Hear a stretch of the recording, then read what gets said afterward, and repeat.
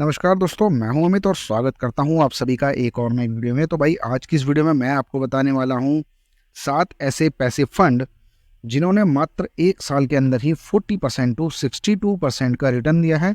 और ये सारे ही फंड एक बहुत बड़े फंड हाउस से आते हैं जो कि है SBI म्यूचुअल फंड हाउस। तो चलिए जानते हैं इनके बारे में, लेकिन इससे पहले हम ये जान लेते हैं कि भाई पैसिव फंड आखिर होता क्या है। तो देखिए, बेसिकली पैसिव फंड उन म्यूचुअल फंड स्कीम्स को कहते हैं जो निफ्टी, सेंसेक्स या ऐसे ही किसी भी बेंचमार्क इंडेक्स को ट्रैक करने का काम करते हैं। ये कह लीजिए कि वो सिर्फ उन्हें कॉपी करते हैं। अब इन फंड्स का जो मेन टारगेट होता है वो उस बेंचमार्क इंडेक्स के परफॉर्मेंस के बराबर रिटर्न देना होता है, उससे कम या ज़्यादा हो सकता है, लेकिन बेसिकली इनका सिर्फ इतना ही एम होता है कि हमें इस एक पर्टिकुलर बेंचमार्क इंडेक्स को कॉपी करना है। अब पैसिव फंड्स के जरिए किसी शेयर या एसेट में निवेश करना या बेचना है, इसका फैसला फंड मैनेजर एक्टिव रूप से नहीं लेते हैं, क्योंकि ये सीधा सीधा किसी इंडेक्स को ट्रैक करते हैं। तो इसमें फंड मैनेजर का कोई भी रोल ऐसा नहीं होता है। बस ये उसी रेशियो में आपको आपके पैसे को इन्वेस्ट करते हैं जिस रेशियो में उस बेंचमार्क, जो पर्टिकुलर बेंचमार्क है जिसे ये ट्रैक कर रहे हैं, उसके अंदर लोगों का पैसा इन्वेस्ट किया गया है। तो ये इनका सीधा सा एक एम होता है। तो देश का सबसे बड़ा फंड हाउस है हमारा SBI म्यूचुअल फंड, और 2024 में अब तक 3 नए पैसिव फंड यानी कि इंडेक्स फंड और ETF लॉन्च किए हैं SBI ने। तो पैसिव फंड की कैटेगरी में आने वाली स्कीम्स पिछले कुछ समय से काफ़ी ज़्यादा पॉपुलर हुई है लोगों के बीच, और काफ़ी ज़्यादा लोगों ने ETF में ट्रेड भी करना शुरू किया है और लॉन्ग टर्म के लिए भी इन्वेस्टमेंट शुरू की है। अगर मैं बात करूँ इस साल की यानी कि 2024 की, तो 2024 में जनवरी से लेके सितंबर तक टिल 15 सितंबर की बात कर रहा हूँ मैं, आज की जब ये वीडियो मैं रिकॉर्ड कर रहा हूँ, तो अभी तक लगभग 170 NFO यानी कि न्यू फंड ऑफर आए हैं, और इनमें से 78 पैसिव फंड की कैटेगरी में आने वाले इंडेक्स फंड और ETF है। तो आप इससे अंदाज़ा लगाइए कि कितने ज़्यादा पॉपुलैरिटी इनको मिल रही है। और इनकी एक पॉपुलैरिटी की सबसे बड़ी वजह ये भी है कि ये बहुत ही कम लागत के होते हैं, और बाज़ार में जिस तरह से परफॉर्मेंस करते हैं ना, तो आपको काफ़ी अच्छा रिटर्न भी निकाल के दे देते हैं। इनका एक्सपेंस रेशियो भी बहुत लो होता है म्यूचुअल फंड के मुकाबले, और इसमें ज़्यादा टैक्स भी नहीं है। टैक्स भी आप यहाँ पे काफ़ी सारा अपना बचा सकते हैं। तो चलिए अब जल्दी से जान लेते हैं उन 7 स्कीम के बारे में जो मैं आपको बताने वाला हूँ। तो भाई पहले नंबर पर आती है SBI निफ्टी नेक्स्ट 50 ETF। तो ये एक एक्सचेंज ट्रेडेड फंड है, और अगर 1 साल के रिटर्न की बात करूँ मैं, तो लगभग 62.28% इसने रिटर्न दिया है। बेंचमार्क की बात करें तो Nifty next 50 total return index को ये ट्रैक करता है।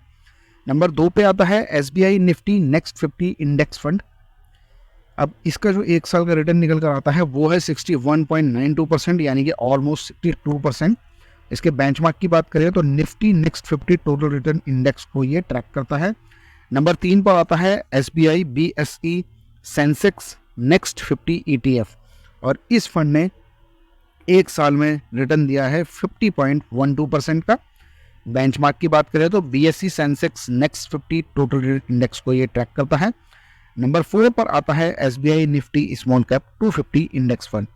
1 साल के रिटर्न की बात करें तो लगभग 48.03% का इसने रिटर्न दिया है, और बेंचमार्क की बात करें तो Nifty small cap 250 total return index को ये ट्रैक करता है। नंबर 5 पर आता है SBI निफ्टी कंजप्शन ETF। 1 साल के रिटर्न की बात करें तो इस फंड ने 45.19% का रिटर्न दिया है। बेंचमार्क की बात करें तो Nifty India consumption total return index को ये ट्रैक करता है। नंबर 6 पे आता है SBI Nifty mid cap 150 index fund. इस फंड की बात करें तो 1 साल का रिटर्न इसका आता है 42.25%। बेंचमार्क की बात करें तो Nifty mid cap 150 total return index को ये ट्रैक करता है। नंबर 7 पर आता है निफ्टी 200 क्वालिटी 30 ETF। इसका 1 साल का रिटर्न 40.42% का आता है। बेंचमार्क की बात करें तो Nifty 200 quality 30 total return index को ये ट्रैक करता है। और ये सारे जो फंड्स के मैंने नाम लिया है, इनका सोर्सेज एमफी है। आप चाहे तो association of mutual fund of India के वेबसाइट पर जाकर इसको चेक भी कर सकते हैं, वहीं से ये जानकारी मैंने ली गई है। अब इस एक चीज़ और यहाँ ये समझ लेते हैं कि भाई पैसिव फंड में ही आखिर हम क्यों इन्वेस्टमेंट करें। तो इसके मैं 4 बड़े कारण आपको बता देता हूँ। तो देखिए, सबसे पहली बात है कम लागत। पैसिव फंड का सबसे बड़ा जो बेनिफिट है वो उनका कम खर्च होता है, क्योंकि फंड्स का जो मेन टारगेट होता है वो केवल किसी बेंचमार्क इंडेक्स को ट्रैक करने का होता है, इसीलिए इनका एक्सपेंस रेशियो भी काफ़ी कम होता है। नंबर 2 पे आता है बाजार के हिसाब से रिटर्न।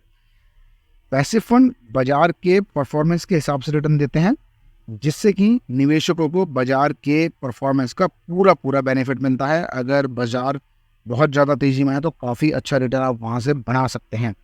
नंबर 3 पर आता है लो रिस्क, कम जोखिम। इंडेक्स को फॉलो करने के कारण पैसिव फंड का निवेश कई कंपनियों में बटा होता है, इससे रिस्क आपका कम हो जाता है और पोर्टफोलियो ज़्यादा अच्छा डाइवर्सिफाई हो जाता है। हालांकि किसी स्पेसिफिक थीम या फिर सेक्टर से जुड़े इंडेक्स को फॉलो करने वाले फंड में थोड़ा सा रिस्क आपका बढ़ जाता है, लेकिन ओवरऑल अच्छा रिकॉर्ड इसका रहता है। नंबर 4 पर अगर हम बात करें तो आता है ट्रैक रिकॉर्ड। देखिए, अधिकतर इंडेक्स फंड और ETF में निवेश करने से पहले ना आप उसके बेंचमार्क इंडेक्स का ट्रैक रिकॉर्ड देखकर भी एक स्पेसिफिक तो नहीं, लेकिन एक बोलते ना अनुमानित परफॉर्मेंस का हिसाब किताब लगा सकते हैं कि भाई इसका किस तरह की परफॉर्मेंस ये हमें देने वाला है।